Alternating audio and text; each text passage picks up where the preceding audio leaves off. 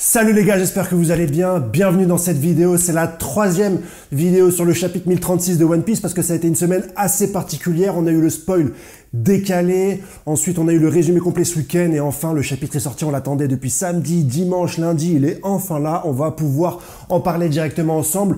N'oublie pas de t'inscrire directement sur Henrik Live 21 sur Twitch. Je serai tout l'après-midi sur Twitch. On va regarder ensemble tous les scans de Jujutsu no Kaisen, je vais tout rattraper et on parlera bien sûr de One Piece, de ce scan, de ce chapitre 1036.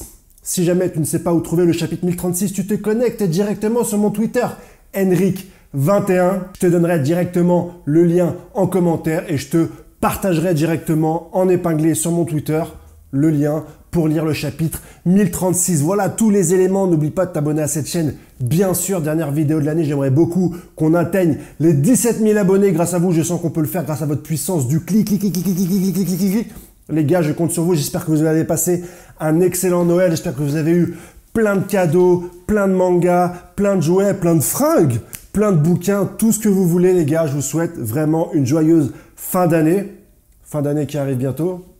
Prochain scan, normalement One Piece à partir du 10-11 janvier. Mais en attendant, on va être sur Twitch, donc surtout connecte-toi.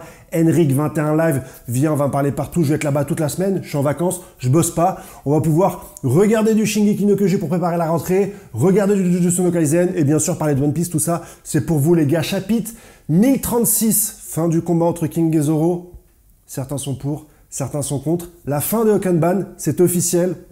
On le sait, Oda le sait, le CP0 le sait. Les Mugiwara le savent, fin des Okanban. On a donc ce cher King qui, avant de mourir, avec une grosse balafre qui va de l'épaule à l'entrejambe, va souvenir de Kaido, de quelques échanges qu'ils avaient, notamment la volonté de King de rejoindre Kaido et de faire de lui le roi des pirates. Il lui parle également de Joy Boy et on le met en parallèle directement avec le flashback du Zoro qui, lui, bien sûr, souhaite faire de Luffy le roi des pirates. Mais avant ça, pour ce faire, il souhaite devenir le meilleur épéiste du monde et c'est là que tu vois la différence entre les deux personnages. Zoro avait un but propre, un but à lui, devenir le meilleur des épéistes. Là où vous vous souvenez, King était un petit peu plus nonchalant concernant les épéistes. Il disait oui, forcément je me bats avec une épée, mais pas que avec une épée. Donc je ne me considère pas comme un épéiste, mais comme quelqu'un qui tue des gens, comme quelqu'un qui combat, comme quelqu'un qui vainc, du verbe vaincre bien sûr, pas de la tease, hein. Mais je ne vais pas me cloisonner à l'art de l'épée ou du sabre uniquement pour ça. Et on voit que Zoro a beaucoup plus été dans la voie du samouraï, la voie de la mort, et d'ailleurs le chapitre s'appelle la voie du samouraï ou la voie de la mort, quelque chose comme ça. On voit également que Zoro va peut-être changer d'épithète puisqu'il se prénomme Gardien des Enfers. Ça sera peut-être plus Zoro le chasseur de pirates, mais Zoro le Gardien des Enfers. Et comme sa prime va très certainement monter au-delà du milliard suite à ces événements-là, puisque le CP0 est au courant que l'équipage de Luffy au Japon de paille a éclat les Okanban, donc ils vont avoir une prime à mon avis super intéressante, hein. Même si c'est pas logique, peut-être que l'équipage de Luffy au chapeau de paille puisse, je parle surtout de Zoro et Sanji, hein, battre des Okanban avec une prime, enfin des secondes de Yonkou, hein, avec une prime supérieure à 1 milliard de berry. On va très certainement avoir dans la suite une augmentation des primes. Des Mugiwara, j'en ai beaucoup parlé, mais n'hésite pas à me dire en commentaire si tu trouves ces combats trop rapides, pas assez rapides, et si tu penses que Zoro aurait dû perdre, ou en tout cas plus lutter pour battre King, en fait. Le problème, c'est que Sanji ou Zoro, certes, ils ont battu King et Queen, pas de souci avec ça, mais pas trop de blessures, pas de sang, ils sont à peine évanouis, mais tu les sens pas vraiment avoir donné leur dernière force dans le combat et avoir puisé au fond de toutes leurs réserves pour livrer une attaque dantesque, capable de battre un second Yonkou. Ça, il n'y a pas, et c'est vraiment assez dommage à ce niveau-là. Pour la suite du chapitre, on a enfin l'aboutissement de la quête de Yamato de trouver cet arsenal qui est hyper dangereux pour l'île de Nigashima. Elle va demander à Numbers de défoncer un autre Numbers et d'arriver directement dans la salle, juste avant, à mon avis, la bête de Kanjuro, parce que Kanjuro a créé un spectre de flammes énorme qui descend tous les étages pour aller directement détruire cet arsenal.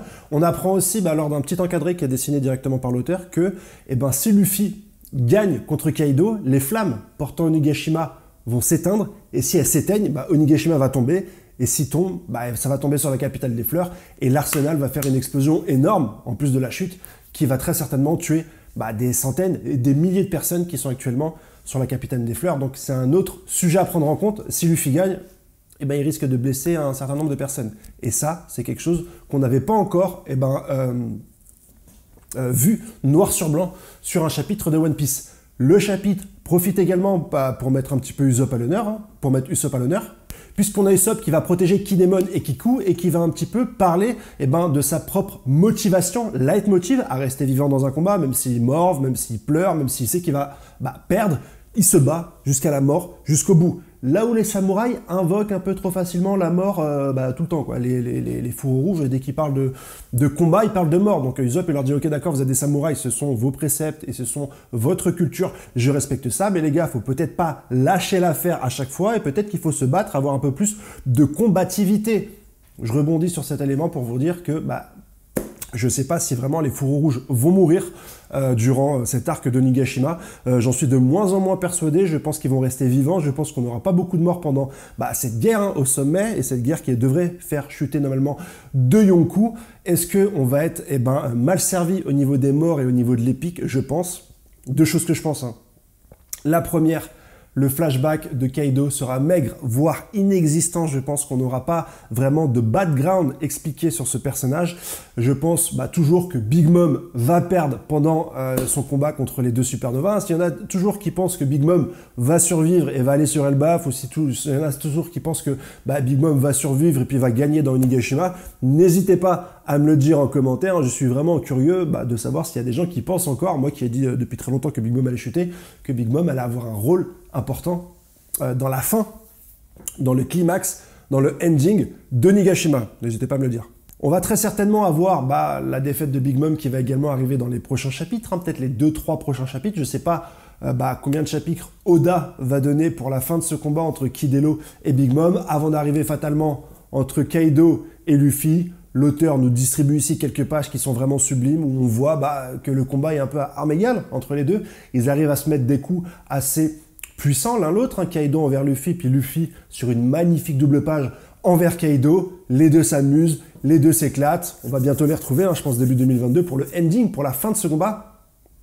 Sans flashback pour moi, comment va se dérouler la fin de Nigashima? Énormément de questions. On attend beaucoup de cette fin parce qu'il y a beaucoup de déçus sur la fin de Nigashima, de déçus par rapport à la défaite des Dopiropo, des déçus par rapport à la défaite des Okanban, des secondes Yonkou. Rappelez-vous, avec Katakuri, rappelez-vous, avec Marco, on plaçait vraiment ce niveau très haut dans la piraterie et dans One Piece. Et là, on voit Sanji et Zoro se défaire assez facilement en quelques chapitres de leur adversaire. Et donc, on se dit, finalement, les Mugiwara, ils ont roulé sur tout le monde, comme on dit le Mont Corvo. Pendant cette guerre de Nigashima, il n'y a pas eu une pression.